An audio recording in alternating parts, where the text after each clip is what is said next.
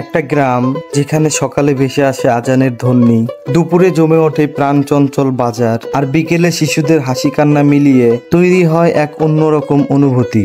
হ্যাঁ বন্ধুরা, আজ আমরা ঘুরে দেখাবো গাইবান্ধা জেলার গোবিন্দগঞ্জ উপজেলার শালমারা ইউনিয়নের মনোমুগ্ধকর একটি গ্রাম, যার নাম শাখাহাতি বালুয়া। Hey guys, আসসালামু আলাইকুম, welcome back to another new video. We are 420 চ্যানেলের পক্ষ থেকে সাথে আছি আমি আরিফ। আজকে আমি আপনাদেরকে নিয়ে এসেছি শাখাহাতি বালুয়াতে, যেই গ্রামের সৌন্দর্য এবং বর্তমান অবস্থাগুলো আমি আপনাদের সাথে তুলে ধরবো। So let's is the video.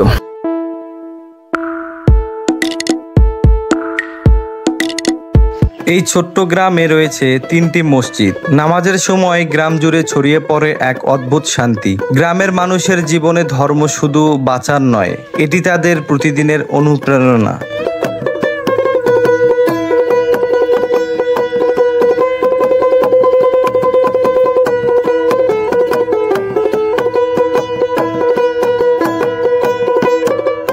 এই শাখাহাতি গ্রামে রয়েছে একটি সরকারি প্রাথমিক বিদ্যালয় ও একটি কেজি স্কুল। পাশাপাশি এই গ্রামে রয়েছে 2টি মাদ্রাসা, একটি প্রি ক্যাডেট হিফজ মাদ্রাসা এবং একটি দাখিল মাদ্রাসা। শিক্ষা ছড়িয়ে দিচ্ছে এই গ্রামে নতুন আশার আলো। এখানকার শিশুরা শুধু বই পড়েই নয়, তারা শিখছে স্বপ্ন দেখতে।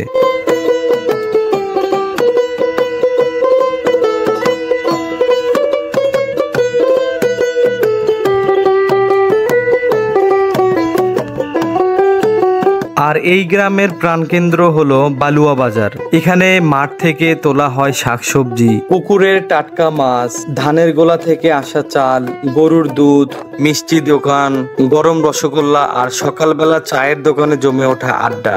সব মিলিয়ে এই বাজার শুধু কেনা বেচার জায়গা না, এটি মানুষের হাসি, গল্প আর ভালোবাসার মিলন মেলা। কে জানে এই বাজারের ভিড়েই হয়তো লুকিয়ে আছে কোনো বন্ধুত্ব, কোনো ভালোবাসার গল্প।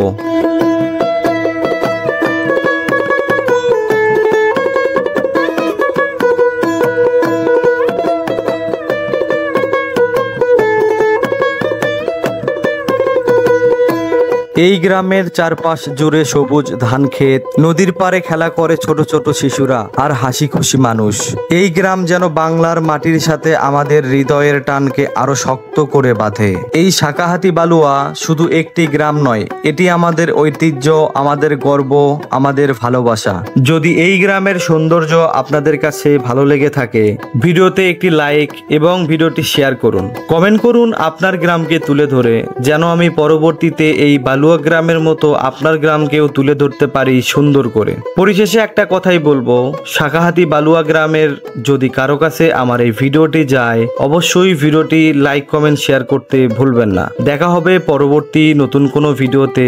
এতক্ষণ ভালো থাকুন, সুস্থ থাকুন, আল্লাহ হাফেজ।